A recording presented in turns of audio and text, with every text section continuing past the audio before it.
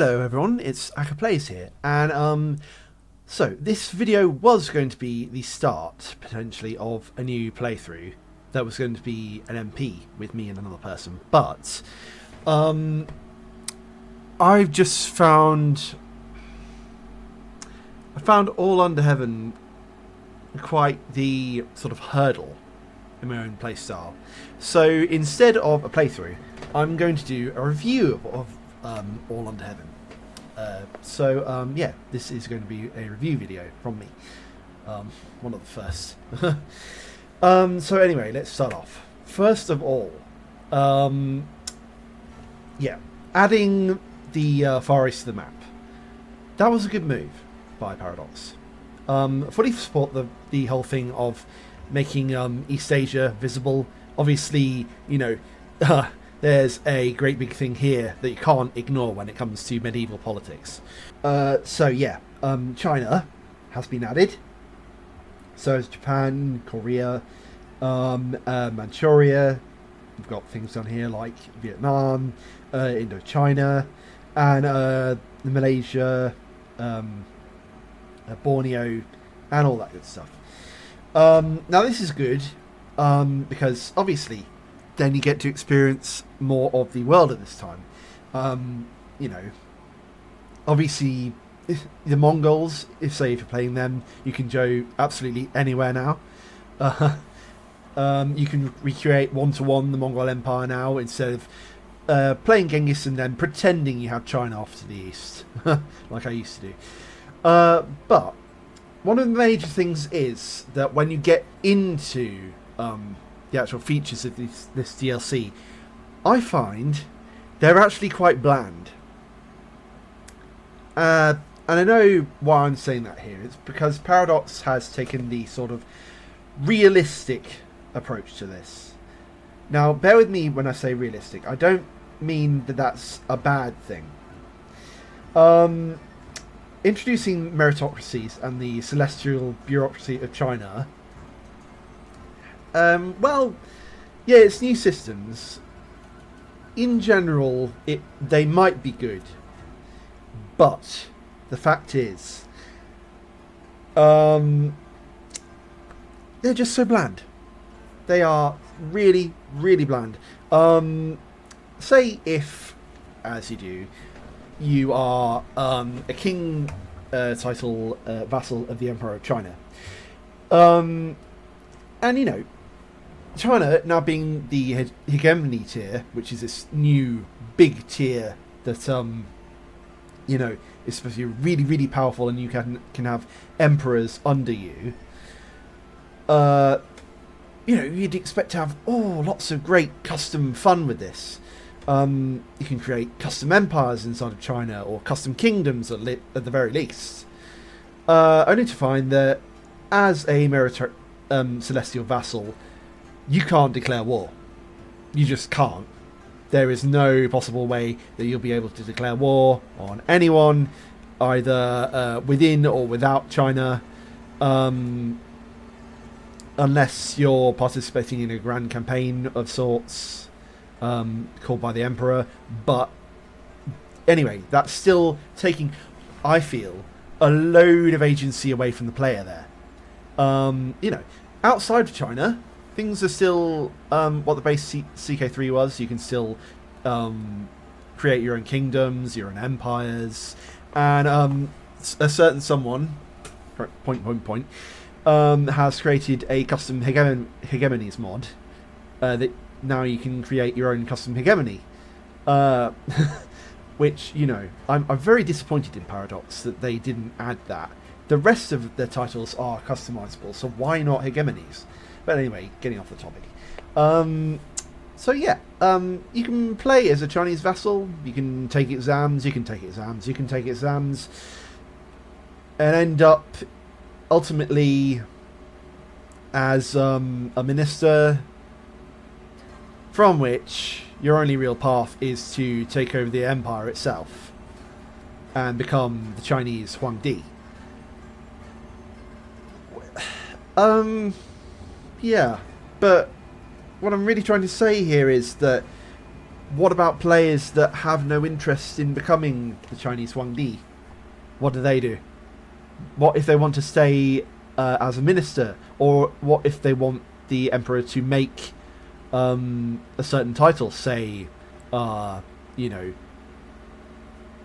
one of the empire titles, and stay as a grand coordinator?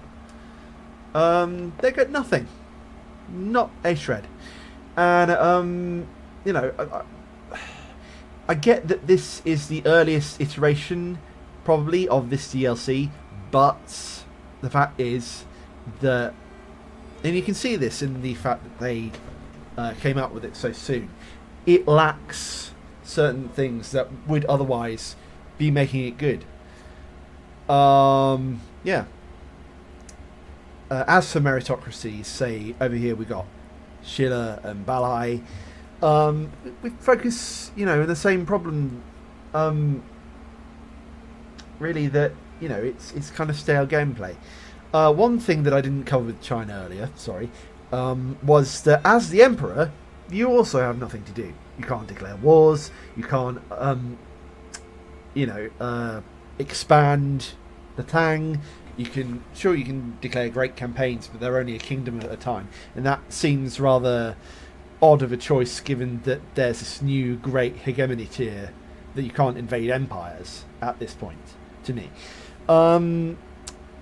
yeah, you're basically just a figurehead. You can only create titles, swap out appointments, and doodle and fiddle away while China sort of goes on around you, and that is rather stale, in my opinion.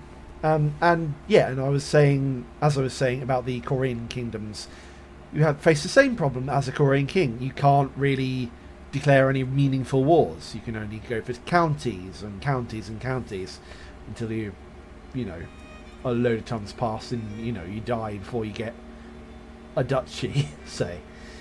So that's another thing. And also the same things that apply to China apply to the Balhae and Silla. There's also no way that you can permanently keep a meritocratic appointee in his certain title. Or there is. You know, you'll just have to wait until he dies.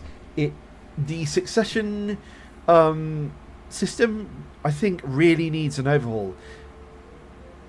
In that you need sort of ways to keep certain families in certain places. I don't know if the Chinese Empire historically did that, but it would be good, even if it were from a gameplay point lens, that, you know, it could become synonymous with control, because that was really what the Chinese Empire was about in real life, controlling certain bits of China. As for Japan is a bit better, but do you get kind of frustrated with the fact that we're only allowed to hold county titles? If you were playing Japan, though, you could play as a Soryo ruler. Soryo, I think, is a bit more fun because you are essentially sort of a pre-feudal state of Japan, and eventually you can work your way up to becoming shogun, and you get to declare war. Ha ha. Yes. So Japan might be fun, but only really after a while. The house blocks are obviously a bit of a hurdle, in my opinion. I haven't really played down south yet, in say Indochina or Angkor. Mostly though that's just because I wasn't really interested in those regions, or they had the same restrictions on them as the rest of the meritocratic map. Same with Malaysia. Yeah. I have had to mod the game to here and back just to make this DLC interesting. And it's a real shame because I think you could have a lot of fun with East Asia as, you know, playing as either one of the Chinese dynasties or Balhae or Shilla or Japan. You know, the fact that you'd have to wait until China is in a chaotic stage, and the mandate of heaven is completely collapsed to actually declare war and do some of the regular things that the game would let you do, such as form custom empires, custom kingdoms, is really a letdown for me, because I feel that denigrates the player experience. Not being able to make custom things in CK3 is not really all that fun. All you can really do is sort of chug along, taking exams, and I play this game to get away from, well, I mean, I'm not in school anymore, but drudgery in general of real life. So what would I rate this DLC so far? I think a fair score would be 5. 3 points for adding, a huge map expansion that was desperately needed by this stage, if I'm being honest. We got China, we got Korea, Manchuria, Japan, the South. That was good. 1 point for the gorgeous new art and culture culture editions. That's also been good, very good. But again, where this lacks is definitely the lack of customization. The fact that half the things that you'd be able to do in general around CK3 are gone, just gone, and the fact that playing in East Asia now gets rather stale, unless you're in sort of a custom-made situation, like the Mandate of Heaven has collapsed, or you're an adventurer, say. Even if you are an adventurer, good luck invading China. Yeah. It's a shame that I had to mod the game so much. I was actually checking out a sort of new timestamp mod as well, but that didn't work. It's a shame in general that I had to cancel my MP, because but I just felt that playing in East Asia was just too stale to do a whole new video series around it.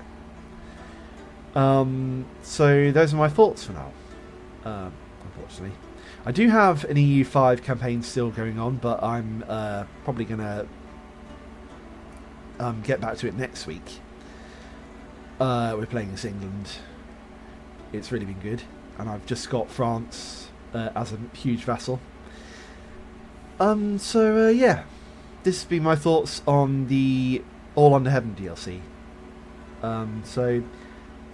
Good to see you all. I've been Aka. See you next week.